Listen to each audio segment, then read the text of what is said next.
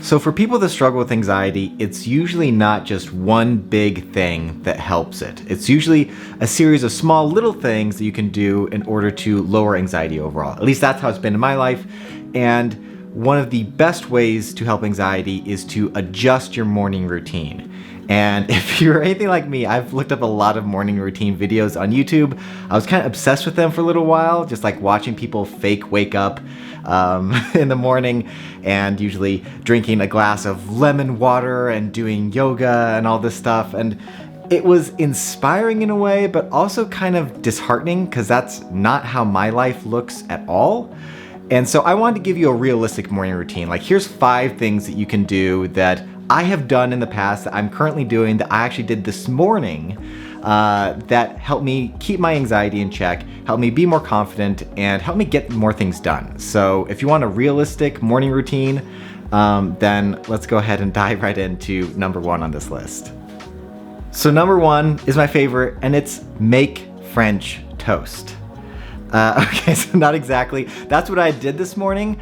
And the real tip is to do something that you enjoy, that you look forward to. You want to start your day with something that like kind of makes you a little bit happier. And for me, I just bought this really nice bread. I don't even know what it's called. What is this bread called? It's a braided brioche bread right here. I was like, this is gonna make some fantastic French toast. And so I got a recipe and I woke up a little bit earlier and I made this French toast for myself with a little bit of black tea. And it was a wonderful way to wake up in the morning. I am sort of a sweets guy myself when it comes to savory breakfasts versus sweet breakfasts. I will always go for the sweet breakfast. And yeah, it might not be the healthiest thing. It's not waking up with lukewarm lemon water to get your metabolism going or make your body more alkaline or whatever they say that it does. But French toast tastes really good. And that's kind of what I want to do at this point in my life. There's different stages, different seasons that you will be in. Sometimes I'm in a season where, you know what, waking up and doing yoga in the morning, that sounds really refreshing and really enjoyable. Other times it's maybe like working out a lot, or maybe it is drinking the lemon water. But for now, for me, it is eating French toast. So wake up in the morning doing something that you enjoy. It's getting darker and darker. It's funny, as I'm recording this video, like the sun is coming in and it's coming out, and so the lighting's changing. You're gonna have to deal with the lighting changing, sorry. The next tip I recommend in order to really remove some stress from your morning is to wake up 15 minutes earlier than usual. Now, keep in mind, I'm not saying wake up an hour earlier. I'm not saying wake up at 5 a.m. or 4 a.m. like some other people are doing, which I've done in the past, and yeah, it's great when you do it, but that's oftentimes not realistic for most people. It's not realistic for me. Right now, I wake up at about 7:30 most days.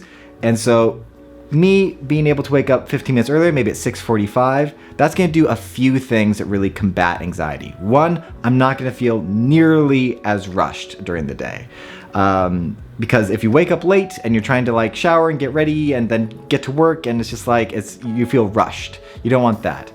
2, it's also gonna make me feel like I'm ahead of the game. Like I am not just meeting expectations, I'm exceeding expectations. Because if I'm supposed to get up at 7 a.m. and yet I get up at 6:45 a.m., 15 minutes earlier, you know what? I'm feeling good. I'm feeling ahead of the game. And doing so will give me time to make my delicious French toast, which I will really enjoy. So that's kind of like a double header. Not only am I waking up earlier and getting ahead, so I'm gonna feel less stressed, but also I'm doing something I enjoy. So it's no problem getting up earlier because it's something I really wanna do. I wanna eat that French toast. Oh, one more thing I want to mention when it comes to waking up earlier. I think what you will notice, which is what I've noticed, is if you wake up 15 minutes earlier, it's kind of addictive. Because once you wake up that 15 minutes earlier and you feel more relaxed and you're not nearly as rushed, you're able to take a few good breaths in the morning, you start to think, oh wow, if 15 minutes did this, what would like 20 minutes do? What would 30 minutes do? What would 45 minutes do if I woke up 45 minutes earlier? What other things could I do in that time period? And I think that's how sometimes people end up waking up at like 5 a.m. because they kind of get into this mindset, which I think is totally okay to do. But if you are going to do it, I recommend kind of the slow burn approach, you know, waking up a little bit earlier each and every day rather than just jumping into the pool at 5 a.m. right off the bat. And again, like I said, I don't wake up at 5 a.m. These days, I wake up at 6:45.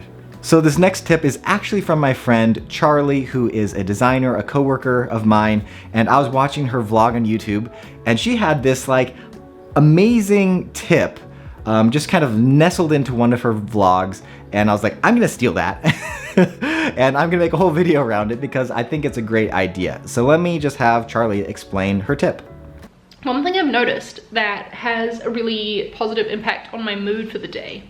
So I used to in the mornings listen to a podcast while I would make my coffee and like have my breakfast, you know, and I noticed that if I listen to music instead, it puts me in a much better mood than listening to a podcast. So I've been trying to do that some more, and I think that listening to music instead of a podcast also gives me more time to like be with my own thoughts instead of just, you know, constantly having someone talking to me. I don't know. If you've been feeling in a funk in the morning and music is like a big mood booster for you, maybe give it a try. I don't know. So after I heard this, I tried it myself.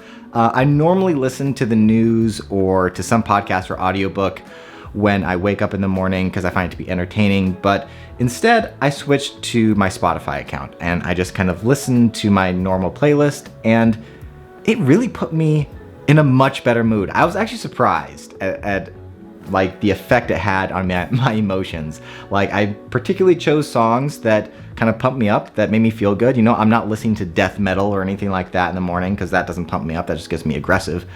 Instead I'm like listening to like pop songs or things that like are very cheery or chill me out, and I really liked it. And so this is a really low-cost tip that if you try nothing else, try this tip from Charli. I tried it, I found it to be absolutely amazing. Finally, my last tip that has probably helped the most when it comes to reducing anxiety and just making me feel more confident, and it's really good if you have a perfectionist mindset like I do, and it is creating a to-do list right here. This is a to-do list system that I sort of stole from James Clear years and years ago, and I kind of made it my own. And essentially what it is at the beginning of your day, writing down 5 to 10 items that you hope to accomplish by the end of the day. And you might say, hey Ben, that's just a to-do list, that's not groundbreaking. And you're right, it's not. But there's a couple questions that I ask myself that I find to be very helpful.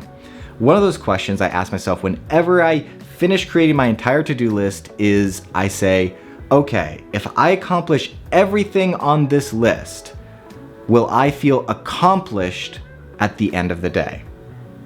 Because I had many instances where I would have this endless to-do list, and maybe it was on a digital platform or on my phone or something like that, and then the end of the day would come and I wouldn't feel accomplished. I'd feel like, ugh, you know what? Like, I feel like I was not productive at all, and it made me feel really unconfident and just terrible. And was that because I really wasn't productive? No. That's not the case at all. It's because I had unrealistic expectations of what I could accomplish, and I had that perfectionism mindset. So now, when I get to the end of the day and I look at my list, and you can see right now my list is about 50% complete, if it'll focus. Come on, focus. There we go. 50% complete. I feel moderately accomplished right now. And the other little hidden trick that I like to do a lot is I'll ask myself the question, yes, if I complete this entire list, will I feel accomplished? But really, I try and make it so if I complete 80% of the things, 8 out of 10, that's what I want to be my I feel accomplished, I can feel good about myself and what I've done today, is if I accomplish 8 out of 10. Because things happen in the day.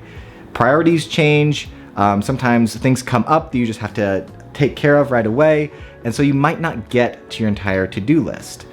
But if you do manage to hit 10 out of 10 items or 7 out of 7 or whatever it is, 100% of the list, then you can feel like, oh wow, not only did I accomplish everything I wanted to, I also did even more, which is amazing. Now, there's some little tips and tricks when it comes to creating this list. I've been doing this for years. That I'm gonna make an entire separate video on this. So if you're watching this video in the future, there might be a little card linked to it in this YouTube video. Otherwise, you probably just have to wait a few weeks for me to do it. And if you're wondering what this whole system is, this is the analog system by Ugmonk, which is just a fancy note card. I used to use index cards that were like $2. The Ugmonk system is, I think, around $50, so it's a little bit more expensive. So thank you so much for watching this video. I want to know, what sort of small little tips and tricks do you have when it comes to reducing anxiety and ways you can adjust your morning routine to make things a little bit better? Because like I said, this whole video was because my friend Charlie mentioned something offhand in a vlog. And so I always learn in the comments. I always try and comment back if I can, or like comments, and I read just about every comment anyway. So actually, I think at this point, I can say right now, I do read every single comment. Maybe if I ever have 1 million subscribers, that won't be the case. But right now, if you write something, I'm gonna read it. And I really do want to read it. So like always, I hope you have a wonderful rest of your day. Make sure you catch yourself succeeding. And how about for the outro for this, we go visit my cat.